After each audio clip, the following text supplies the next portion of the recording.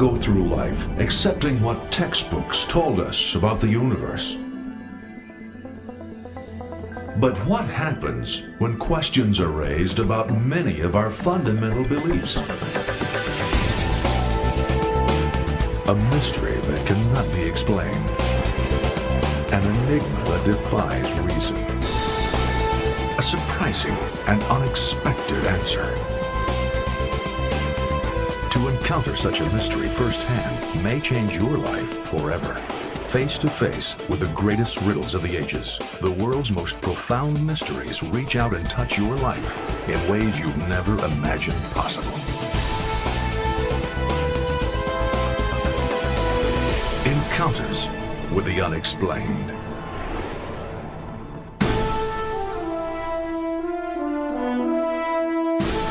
What is there about this tiny sliver of land off the coast of Nova Scotia that would entice the wealthy and the wise to give up their fortunes, indeed their very lives? Can it be that all the modern engineering in the world today can't get to the bottom of a pit dug here over 200 years ago? The money pit was no small feat of engineering. Whoever built it needed to have the technology, and he also needed to have the manpower and the resources.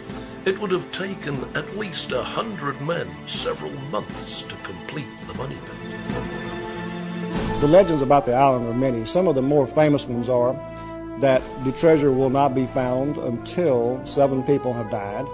As of to date, there have been 6 killed in the search.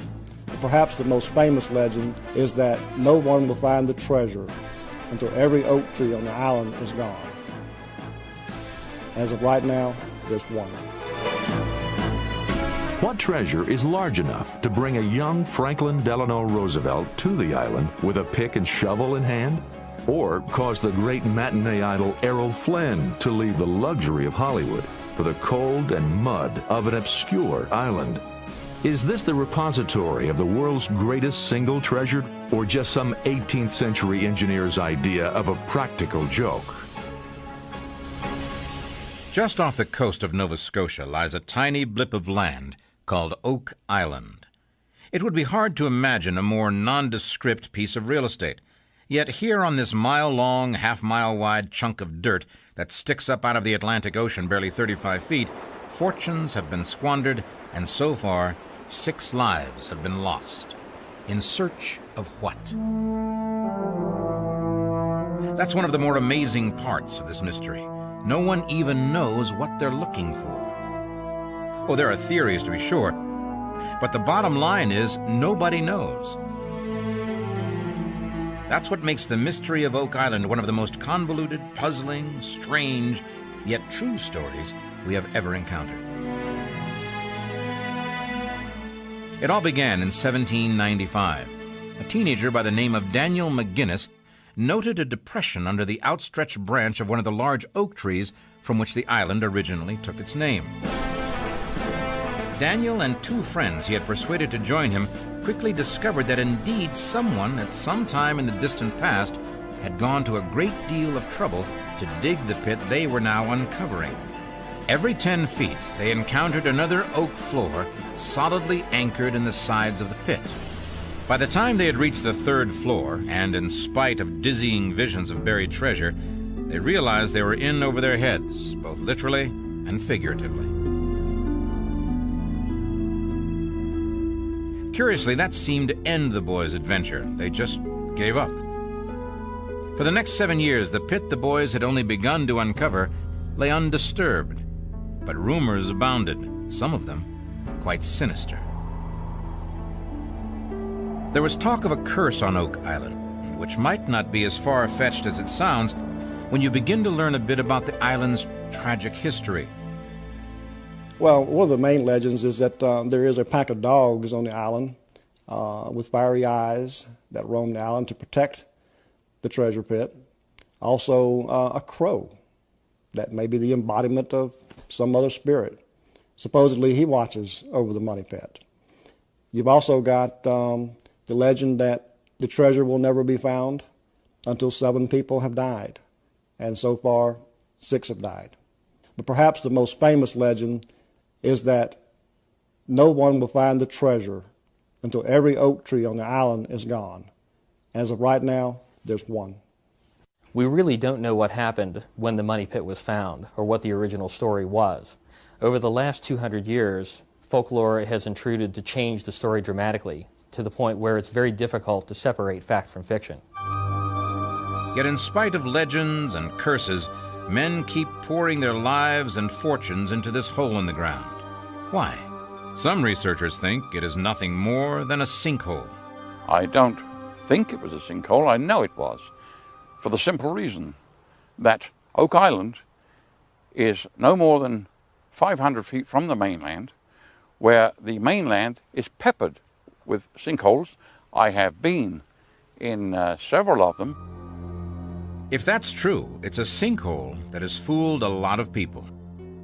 The boys eventually convinced others that there was something of value buried on the island, and in 1803 they returned to the original pit, but as hired hands with the Onslow Company. The Onslow Company brought to the island a full complement of men and equipment, believing they could quickly find whatever treasure there was to be found. The crew began to dig, McGinnis and his two friends among them, and amazingly, they continued to find layers of oak logs at each new 10-foot depth. But they also encountered layers of charcoal, putty, and a fibrous material that fired their imagination. It was strands of coconut fiber used by ships to protect valuable cargo. To this point, they had found only clay and oak logs, but the coconut fibers gave them new hope. Since there wasn't a coconut tree within 1,500 miles, someone from far distant shores had to have brought it there. Hiram Walker, who was working in the money pit at the time, told his granddaughter that he saw bushels of a substance that was later identified as coconut fiber being taken out of the shaft.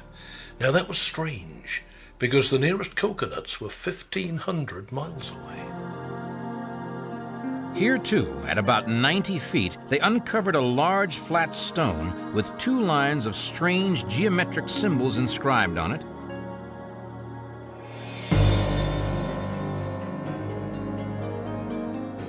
An inverted triangle, followed by an inverted triangle with two diagonal lines through it, followed by a slash with tiny circles above and below the line, another triangle, and a downward pointing arrow.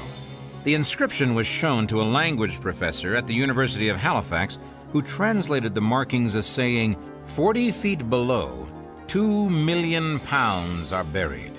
A translation that would be confirmed years later by a reference to Edgar Allan Poe. But that was not the only translation. The writing, translated to the English, is from the writings of the Coptic Christians. Now, the Coptic Christians were very early Christians, and they were lineally descended from the ancient Egyptians. The inscription is translated by Dr. Barry Fell, and it reads, "The people shall not forget the Lord. To offset the hardships of winter and the onset of plague, the Arif, he shall pray to the Lord." Now, and Arif was a sub-priest in the Coptic religion. Harry Marshall, who helped to carry the stone out of the shaft, said it was not like anything he'd ever seen in Nova Scotia. In fact, he thought it was a form of porphyry. Not very common, but you can find it in Egypt. Is it really possible that Egyptians reached North America in the distant past? How did a rare kind of rock found almost exclusively in Egypt find its way to Oak Island and into this enigmatic pit? The questions without answers keep mounting, yet it is only now that the mystery of the island really begins. When the Onslow Company reached the 110-foot level, an iron rod was used to probe beyond the log floor. But it would only go about a yard before it hit wood of another kind. Could it be the treasure chest? By the time they struck the object, it was too dark to work, so they quit for the day, believing that in the morning the treasure would be in their hands. Oak Island is in roughly the shape of a peanut, narrowing down to 400 yards at its narrowest point. The pit, now being called the Money Pit because of the many legends of pirate treasure that are part of the folk heritage of that area, lies just a few hundred yards from the shore near a small bay on the narrow end of the island. This proximity to the ocean seemed of little consequence as the men returned to the pit the next morning to claim their hard-won prize. Imagine their surprise and disappointment when they discovered the pit was filled with about 60 feet of water. Disappointed but undaunted, the men began bailing the water out with buckets, but it soon became apparent they were making no progress at all. They might as well have been trying to empty the Atlantic Ocean, which in fact they were, even though they didn't know it at the time. They even tried dropping a heavy-duty pump into the pit, but when they turned it on, it burst before the water even reached the surface. Then someone noticed that the level of water in the pit raised and lowered with the tide. Somehow, the hard clay of the island that had kept the Atlantic Ocean at bay for eons had sprung a leak. Without knowing it, the Onslow Company, in its efforts to get to the bottom of the puzzle, had broken a very old but very effective hydraulic seal. When they removed the tightly fitted oak platforms, especially the one just below the strange stone with its enigmatic message, some unknown mechanism let in the ocean. Others would later discover that it was planned that way, and with considerable genius. But at this point, the lure of the treasure just seemed to grow as the complexity of the task of obtaining it grew. Surely no one in the 17th or 18th century would go to all this trouble for a few gold doubloons and a box of jewels. Whatever was there must be of immense, perhaps even unmeasurable value. What could be at the bottom of this water-filled hole in the ground? Could there be some rare Egyptian treasure hiding in the depths? Or could it be that whoever designed this seemingly impenetrable scheme put something there that was never meant to be recovered? But surely, what some 17th century engineer could design, our modern engineers and technology could easily overcome. As far back as there are records, it seems Oak Island has been cloaked in an air of mystery. The first settlers in the area believed the island was haunted. They reported that on dark nights they could see eerily glowing lights over the island. A story from the mid-1800s tells of two fishermen who went to investigate lights on the island and were never seen again. Is all this just legend? Stories told to scare children? Or is there more here than just buried pirate treasure? Does the mystery of the island go beyond the physical world we know, into some unknown dark realm? They say curiosity killed the cat, but in the case of Oak Island, it killed more than a cat. The water proved too much for the Onslow Company, and they shut down their effort. It was haying time, and the men had more important things to do. Now, totally discouraged, John Smith took the stone with the enigmatic markings and eventually used it in his fireplace. And where is it today? No man knows where the stone is. People have been hunting for it for a long time. It was last seen in a print shop in Halifax around the turn of the century, where it was being used for the stropping of leather or something like that. Interest in the treasure seemed to disappear with the stone. It would be 45 years before anyone challenged the Money Pit again. Then in 1849, a company called the Truro Company brought a new crew and new determination to the island. McGinnis had died, but Smith and Vaughan could still point out the original shaft. But this time, the Truro Company decided to see if they could find out if anything was really there before sinking another shaft. They had brought with them hand-operated pod augers, the kind that were used in those days to prospect for coal. Relying on directions provided by Smith and Vaughan, they ran the auger down and struck the platform Smith and Vaughan told them would be there at precisely 98 feet. The bit then dropped 12 inches and hit another 4 inches of oak and then went through 22 inches of loose metal. The auger then hit another 4 inches of oak and 6 inches of spruce. From there on down to 112 feet, there was only clay. According to records kept by the company, something was definitely there between 98 and 105 feet. They eagerly retrieved the auger, anxious for clues as to the size and composition of the treasure. But what they found was yet another mystery. There were two times in the 1800s when searchers thought they drilled into treasure chests. One was in 1849 when they thought they drilled through two chests, one on top of the other.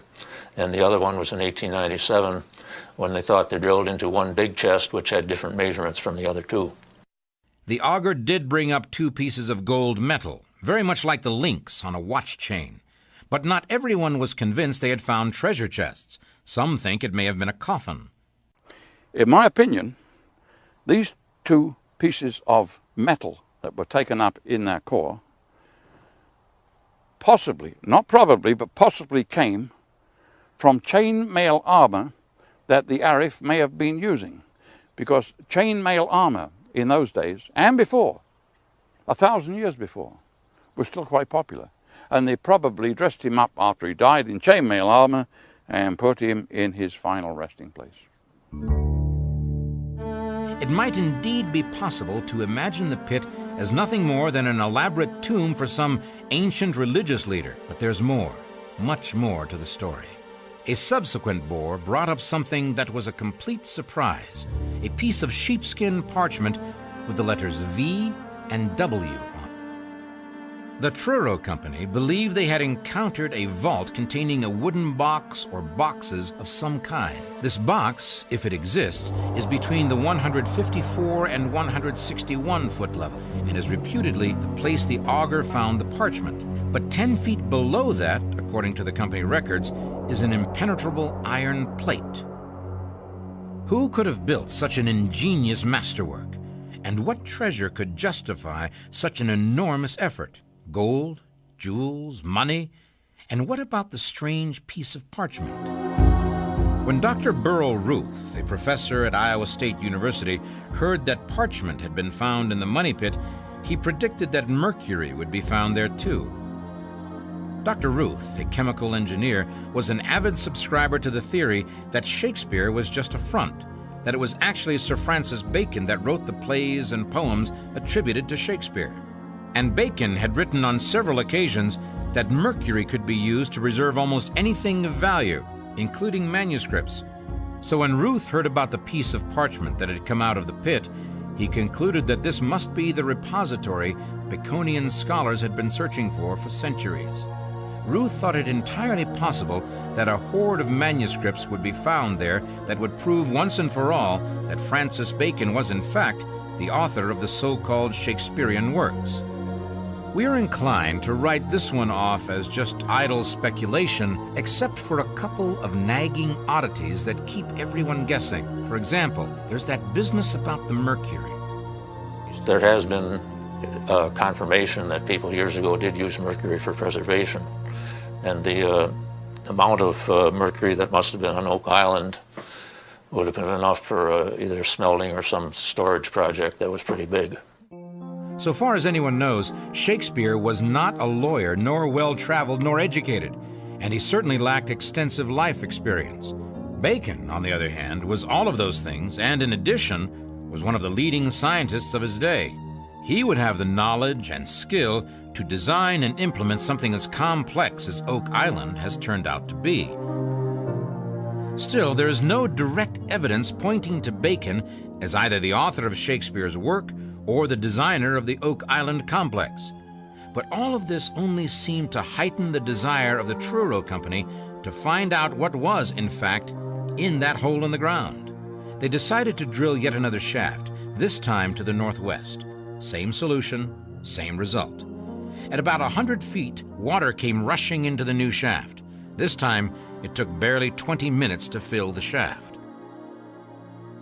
One of the workers on the island at the time discovered that there was an area along the beach where at low tide, water would bubble up from the ground. Of course, this was not natural. Apparently what he had discovered was an opening into one of the flood tunnels. They started investigating along the beach. They found that underneath the rock and the sand, there was a layer of eelgrass and coconut fiber, apparently set there to use as a filtration system. They went ahead and built a dam, a rock dam called a cofferdam. This held back the tide, and they were actually able to dig up the beach. As they did, they discovered that there was a series of box drains, approximately 8 inches in diameter. These box drains were like the fingers on your hand. They formed a fan. They converged into one central location, and apparently that's what the feeder tunnels were for the flood tunnels. Unfortunately, before they could find the point where they converged, a storm came along, an Atlantic storm, and destroyed their dam. The Truro Company was certain they had discovered the key to the Oak Island mystery. However, lacking the time and resources to rebuild the dam, the company decided instead to sink another shaft about 100 feet from Smith's Cove to intersect and plug the flood tunnel. But the men of the Truro Company hadn't even begun to understand the complexity of the task before them. Somebody had designed Smith's Cove as an enormous feeder system capable of taking 600 gallons of water per minute from the Atlantic Ocean into the money pit. The walls of this feeder system were 4 feet high and 2.5 feet wide at a grade of 22%.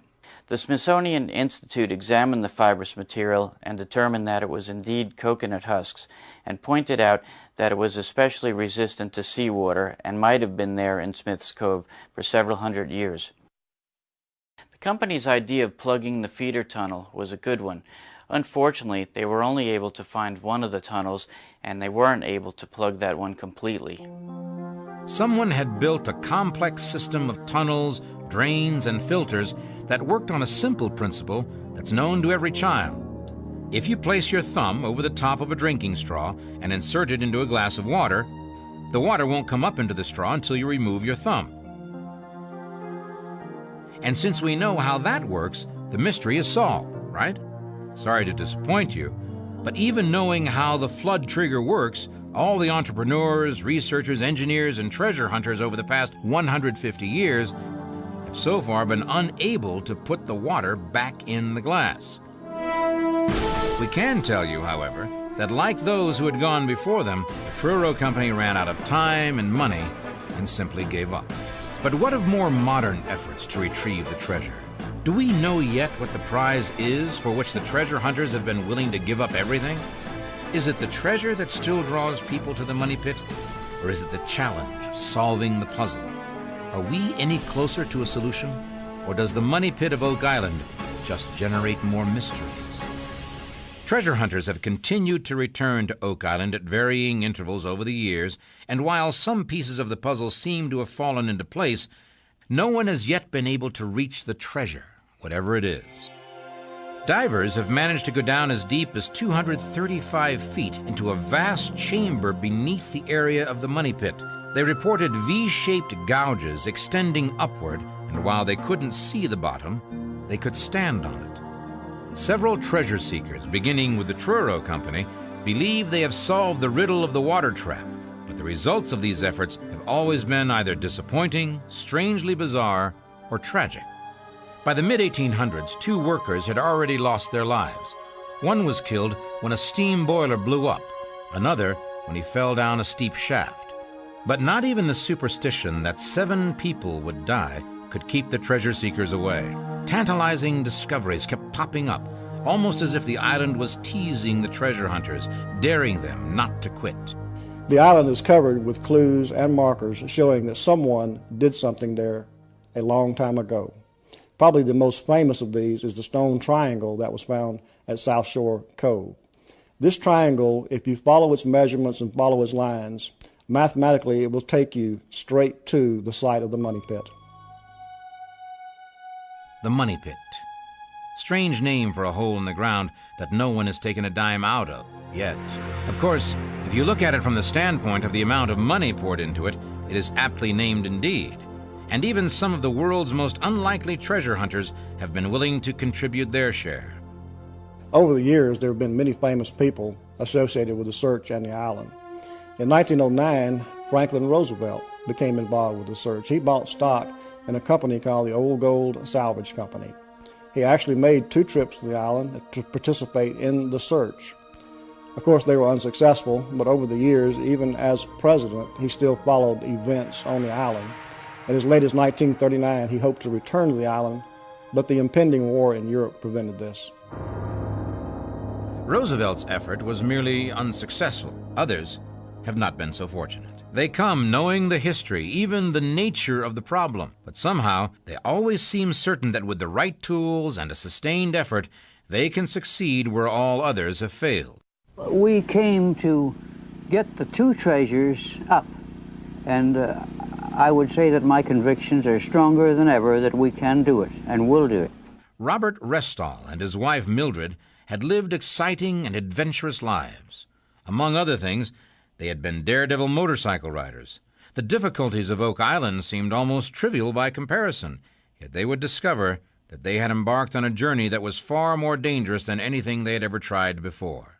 The work that we have done has shown us that this is a genuine proposition. There's nothing false about it, and it's vaster by far than people ever imagined. We feel, I'm speaking for myself, I feel that the treasure is here and that we can get it, and we're going to stay here until we do. Tragedy struck again in 1965 when Robert Restall, his son Robert Jr., Cyril Hiltz, and Carl Gracer died in a pit by the shore of Smith's Cove as a result of poison gas. Oak Island had now claimed 6 lives.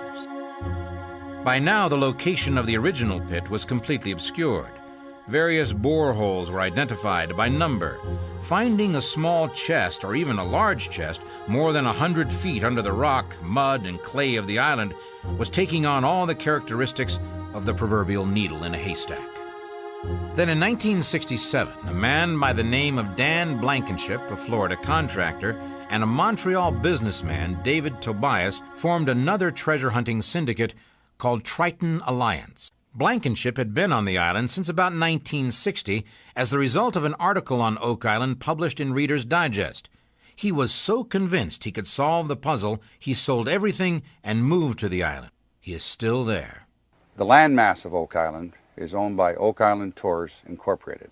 That's 78% of the island. And the two owners of that are Mr. Dan Blankenship, who owns 50%, and Mr. David Tobias, who owns 50%. Mr. David Tobias is the CEO of the company and has controlling vote. The other 22% of the island is owned by Mr. Fred Nolan, who owns lots 9 through 14, and Mr. Robert Young, who owns lot number 5. And that's the way the island, the land mass of the island is split up. From a real estate point of view, Oak Island hardly meets the criteria of an excellent location. On the other hand, if digging for treasure is what your life is all about, owning your own island, complete with stories of pirates, playwrights, and plunder, you could hardly find a more enticing spot. Treasure trove licenses are issued by the province of Nova Scotia, and on Oak Island in particular, the 3 owners have their own licenses to explore on the island for any treasure or archaeological or geographical significance that may be found on the island. Most of the exploration in recent years has been carried out by drilling for core samples, and the core samples are looking for indication of deformities in the surface of Oak Island, and as a result of that, there have been metal findings, there's been wood findings to indicate shafts, and there's also been findings of coconut fibers, which are not indigenous to this area, and this supports some of the theory of the treasures that are supposed to be hidden in Oak Island. The Triton Corporation immediately began a series of test drills around what they believed to be the original location of the money pit, eventually drilling down to almost 200 feet. And here, if you'll pardon the pun, the mystery deepens. The drill plunged through into a cavern in the island's bedrock. Somewhere in the distant past, a significant underground project seems to have been carried out, under the island. And as always, the elusive question, why? Over the years, the search has evolved around 2 locations, the actual site of the money pit, and also 140 feet northeast was the site called Borehole 10X, which was an exploratory hole dug by Triton Alliance back in the 1970s. From this, they made some pretty amazing discoveries. At the bottom of this shaft, which is 230 feet, a chamber was discovered, a water-filled chamber. A camera was lowered into the water, and it sent back images that appeared on the monitor to be a human form. Also chest, perhaps oaken chest. and also items such as tools that may have been dropped into the shaft over the years. The question of who could have built this astonishing masterwork was beginning to take on major proportions. The answer to that question just might provide the answer to what, if anything, was there. That conclusion appears, on the surface at least, to be what drives the ongoing search, in spite of a string of spectacular failures, stories of curses, and the simple fact that not so much as one thin dime has ever come out of the so-called money pit. Yet all this seems to have had no effect on the treasure seekers at all. It's not so much the treasure that draws people to Oak Island as the mystery. Just about everyone who is involved in Oak Island at present is more interested in learning the answers and the solution to the mystery than getting rich by selling treasure. For over 200 years, men and machines have been trying to discover the answers to these questions. With ever-increasing determination and the latest technologies, experts in various fields of endeavor have put everything they have, including their very lives, into solving this puzzle. The last 10 years has been a relatively quiet period on the island. Probably the only thing of significance was in 1995. We did have a team from Woods Hole Oceanographic Institute, the same people that were involved in locating the Titanic. They spent 2 weeks on the island. Their survey of both the island and the bay surrounding the island certainly did nothing to discourage us that a treasure does exist on Oak Island. The most recent activity on Oak Island was in 1999, and we had a private company come in under contract with Oak Island Exploration Company, and they did drilling and core sampling to find any voids that may have been in the earth. This would indicate that some of the voids would be attributed to shafts, etc. That would indicate that there was some treasure or something hidden down there at one point in time. Could it be that the answer will be found by digging into history rather than digging on the island? Will finding out who was there and when tell us what might still be there? Is it possible the riddle was solved nearly half a century ago by a 4-year-old girl? Certainly one of the driving forces that keeps the Oak Island quest alive is the strange inscription on the stone discovered at the 90-foot level by those first diggers. In 1987, a retired senior editor of the National Geographic made an identical translation to the one provided by the Halifax University language professor. The editor said he simply applied Edgar Allan Poe's translation system from the gold bug. The symbol appearing most frequently will be an E, since that is the most frequently used letter in the alphabet. Here, it would be the 2 dots stacked vertically. The second word, then, is blank E-E blank. In a buried treasure, that can only be feet. We now have the symbols for F and T, which are also in the first word, obviously a number. The word 40 fits the letter placements, which now give you O, R, and Y. 40 feet below, and so on. That would seem to work. What's more, the message, along with the method of coding, strongly suggests a pirate treasure. But did pirates have the technology it would require? Could they get along with each other long enough to complete any sort of building project, let alone something as complicated as the money pit? Perhaps they were more resourceful than we have been led to believe. And there are other clues that have a pirate's touch. There are those stones in the shape of a large triangle that were discovered on the south shore, pointing like an arrow toward the treasure. But what if the copy of the transcription on the stone is a hoax?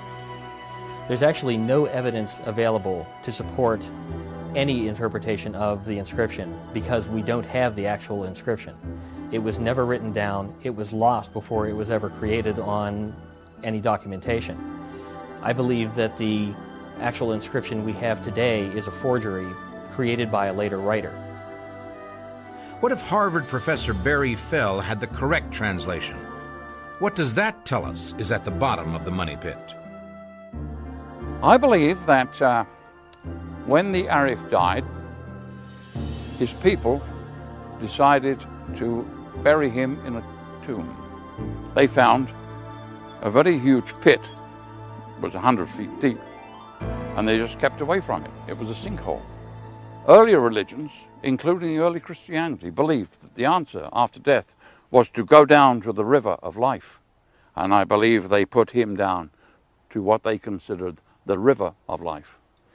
They put the stone on top of him, and then they filled it in gradually, and about every 10 feet they wedged timbers into the walls of the pit so that the combined weight of the earth would not collapse the tomb itself.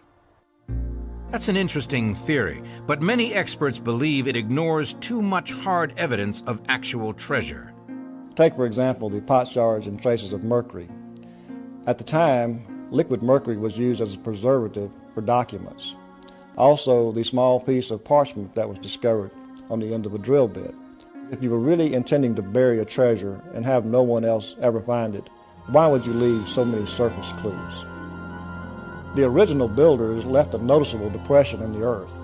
Legend holds a block and tackle was left hanging from a tree branch directly over this depression. That's like putting up a neon sign that says, "Hey, dig here." In addition, oak logs were buried every 10 feet in the shaft. It was almost like a signpost that read, "You're on the right track to find the treasure." Then buried at 90 feet, the builders left an inscription that's been translated to read, 40 feet below, 2 million pounds are buried. In other words, keep digging. Just a few feet below the inscribed stone was where the first water trap was triggered. Oak Island is like a puzzle, and once you become involved in trying to solve the mystery, it becomes an addiction.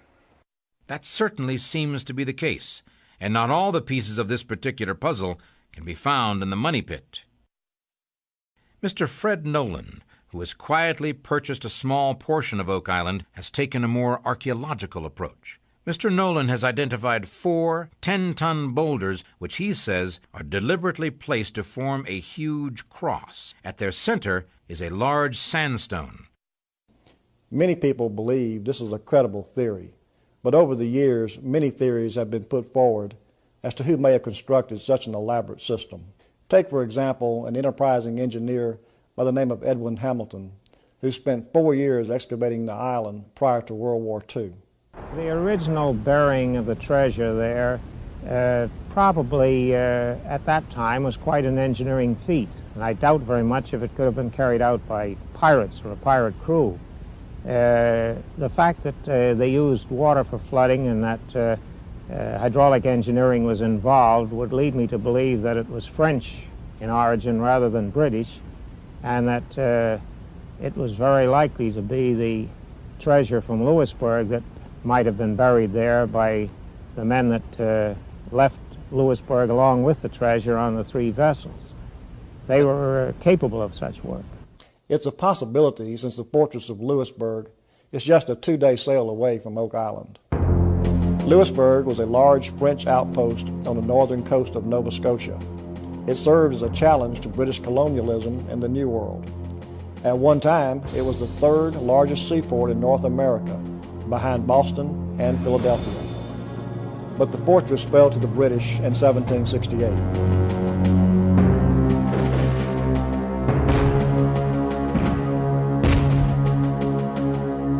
However, before surrendering its gates, 3 French ships did manage to slip away. Hamilton believed these ships might have brought an enormous amount of wealth to Oak Island, since the island is a short distance away. And it's entirely conceivable that the fortune of a great French fortress was in the holds of these ships. Research shows that by 1768, the area surrounding Oak Island was sufficiently populated that any clandestine activity on the island would have been noticed by someone. Therefore, the Louisbourg theory just doesn't hold. After all, those 3 French ships would have been seen by someone, and no one ever did see them. According to Thomas H. Rattle's History of Halifax, the British fleet and army, fresh from the plunder of Havana, arrived in Halifax and began an unbelievable spending spree. Rattle describes a scene of unrestrained revelry as gaunt, sunburned adventurers with enormous loot were literally throwing it at tavern keepers throughout the city. It is possible that the British Army and Navy dug the money pit as a place to hide the untold wealth plundered from Havana. Certainly they had the manpower to do it, and under the strict command of hard-bitten professional officers, the task might well have been accomplished. And by any measure, the amount of plunder, if indeed it came from Havana, would make it worth the effort. Still, there is nothing to confirm that the British soldiers ever left the taverns of Halifax in order to go dig pits and tunnels on Oak Island. Or is there? In the late 1930s, a 4-year-old girl named Peggy Adams, who lived on the island with her parents, claimed to have seen something very strange. Mama, come and see! Come and see! Honey, stop shouting. What are you talking about? Come with me, Mama. Wait. I'll tell you. They're right here, Mama. Soldiers in red coats. Red coats? Sure, honey. And you brought me all the way out here in this cold.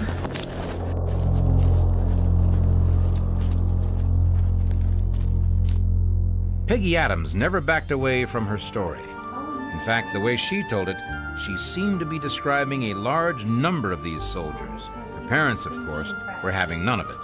Then some years later, on a trip to Halifax, Peggy's mother took her to visit the citadel there, which includes a museum.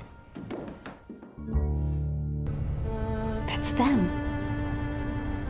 Those are the men I saw.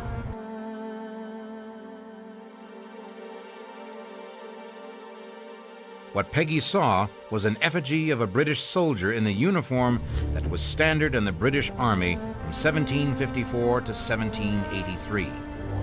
Could it be that a youngster of 4, innocent of greed or avarice, actually witnessed a ghostly watch that returns from time to see if their plundered treasure still lies safely at the bottom of the money pit? Too far out?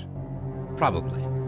But remember, in over 200 years, and in spite of the expenditure of tens of thousands of man-hours and millions of dollars, scientists and scholars have yet to come up with anything that is any more conclusive.